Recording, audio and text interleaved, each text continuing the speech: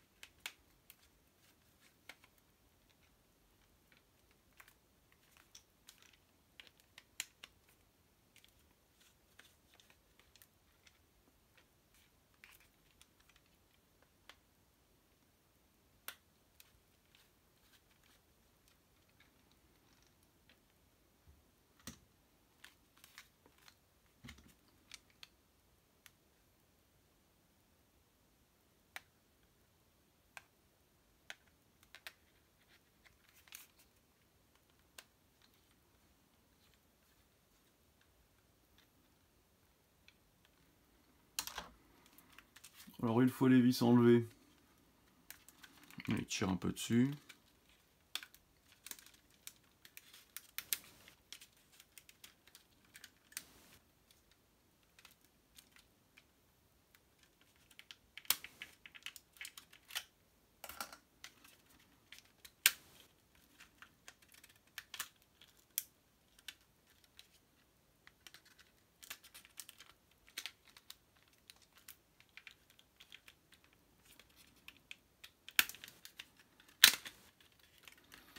Donc là il y a une petite nappe à l'intérieur, hein.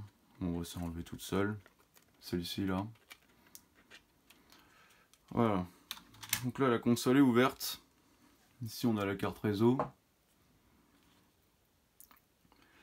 Alors premièrement, on aurait une solution simple, hein, qui aurait consisté à changer toute la carte mère, hein, pour résoudre ce problème. Or moi ça m'embêtait un peu puisque juste pour un problème de son ce serait dommage de changer toute la carte mère. Alors on va commencer par virer la carte réseau, hop, on enlève les antennes, voilà. Ici normalement il y a un blindage, hein, qui est là, donc il faudra le dessouder pour faire cette réparation. Alors il est soudé par deux pattes sur la côté gauche. Donc voilà. Faudra sortir la carte mère complètement de la console, hein, donc il faudra défaire toutes les nappes d'écran, etc. Alors moi je vais tout de suite vous dire la réparation que j'ai faite, hein. Alors pour cette réparation vous aurez besoin d'un fer air chaud, de flux, du flux, je vais vous montrer celui que j'ai utilisé.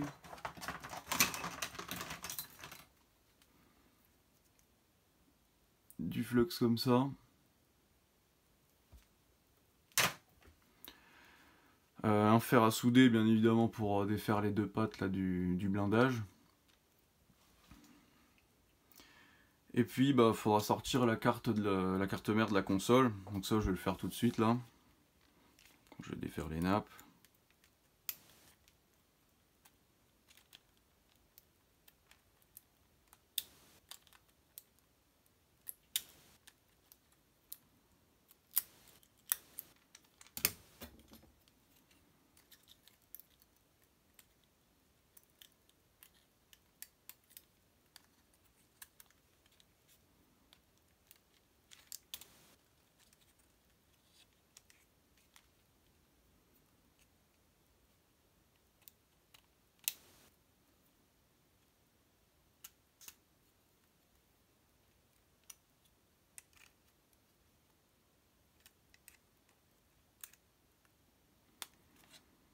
L'antenne. Hop. Donc là pour ce côté là c'est bon. Donc là on a une petite vis ici, trois autres là. D'ailleurs ceux qui ont fait la réparation, ils ont foiré le filetage de cette petite vis là et puis de celle qui était à l'extérieur, là la petite qui est au-dessus du slot. Alors, donc là on va défaire ça. Ouais, tombe dans le vide, c'est génial. Voilà.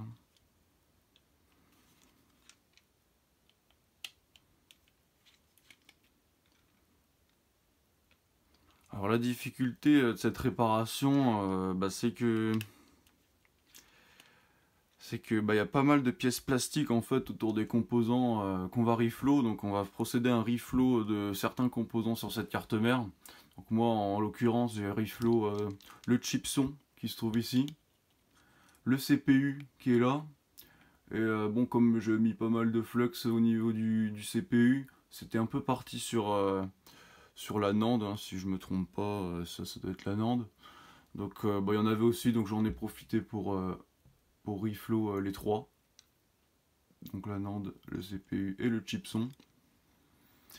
Du coup pour faire ça vous aurez besoin de Kapton Tape, de Scotch Kapton, hein, c'est un scotch qui résiste à la température, pour protéger les parties plastiques, en l'occurrence ce connecteur là, le bas du slot de carte de jeu, parce qu'il est en plastique en fait, donc voilà j'ai mis un scotch là, et pour protéger aussi le connecteur jack.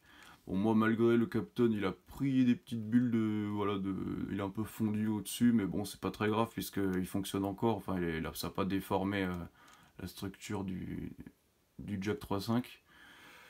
Donc voilà, ça c'est indispensable, hein, surtout pour ce connecteur là, si vous le faites fondre, après pour remettre la carte réseau c'est foutu, hein. Pour remettre la carte réseau c'est foutu, donc faudra faire attention. Bien évidemment, avant de faire des reflows, etc., j'avais sorti la carte complètement. Donc là, ce que je vais faire de toute façon. Il manque une vis.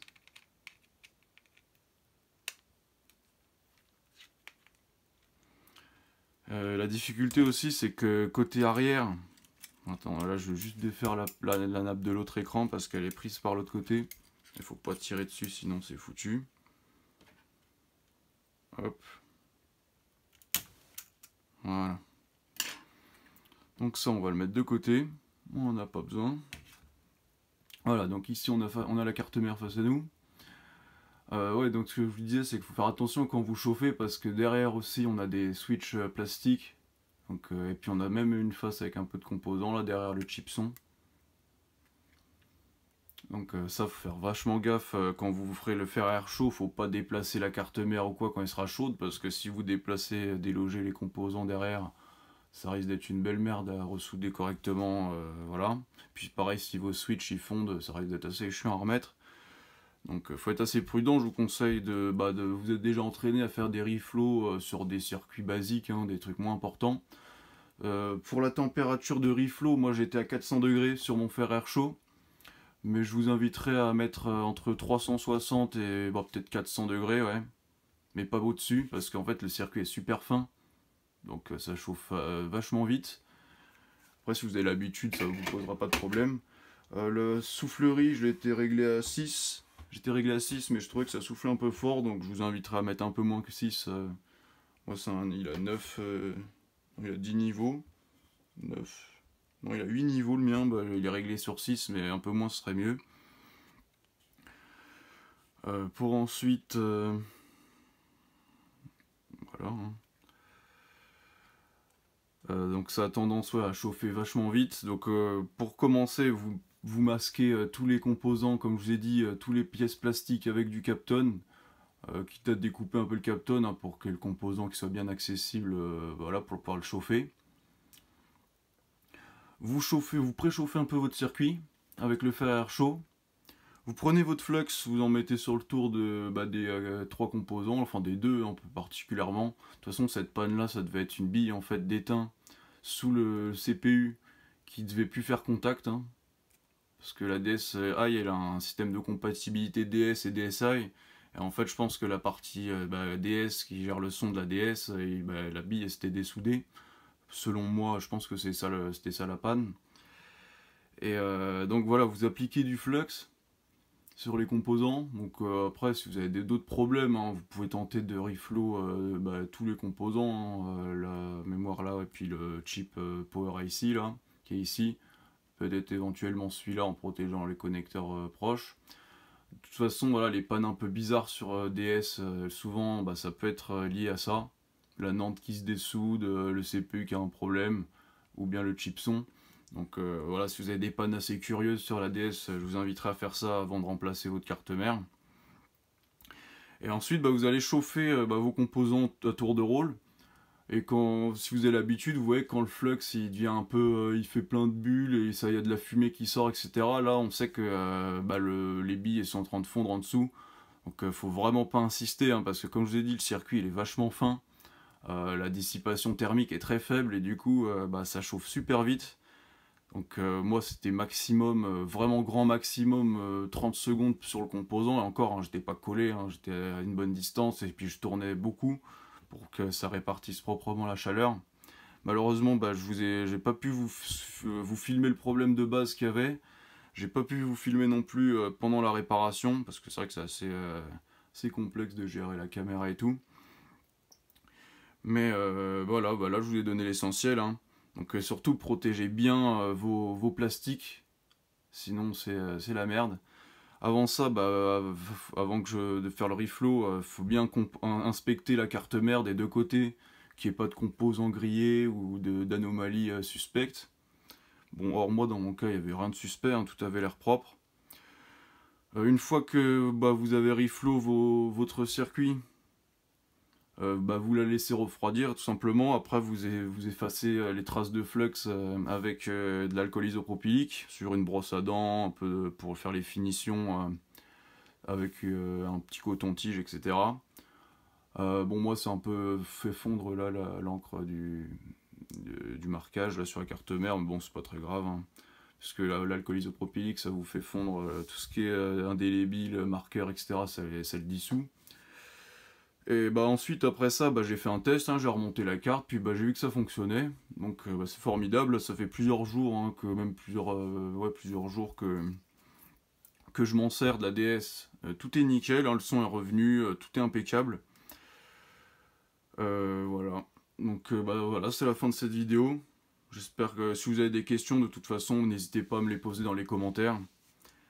Des pannes bizarres, hein. Des fois quand on la démarre, il y a une panne un code défaut qui est affiché en haut de l'écran. Donc ça peut être la NAND qui fait plus bien contact. Donc ça, il vous suffira de reflow la NAND. Mais moi, comme j'ai dit, hein, pour vous la démonter, autant faire un reflow des composants principaux, quoi, plus particulièrement le CPU. Moi, j'avais un problème de son, donc j'ai pensé à reflow aussi le chip son. Et puis voilà, hein, une fois que c'est démonté, après autant faire tout. Vous remontez, puis vous testez ça. Et voilà, donc j'espère que cette vidéo vous aura servi, vous aura plu. N'hésitez pas à mettre un commentaire si vous avez des questions, si vous voulez me détailler votre panne sur la DS ou quoi, mais comme je vous ai dit, au lieu de changer la carte mère complète, tentez déjà ça. Et puis si ça vraiment ça fonctionne pas ou si vous cramez tout, voilà, faudra changer la carte mère malheureusement. Mais voilà. Donc n'hésitez pas à mettre un commentaire si vous avez des questions pour me remercier ou quoi. Mettez un j'aime, ça fera plaisir. Et puis pensez à vous abonner à la chaîne pour de prochaines vidéos. En tout cas, j'espère que ça vous aura plu. Passez une bonne journée et à très bientôt.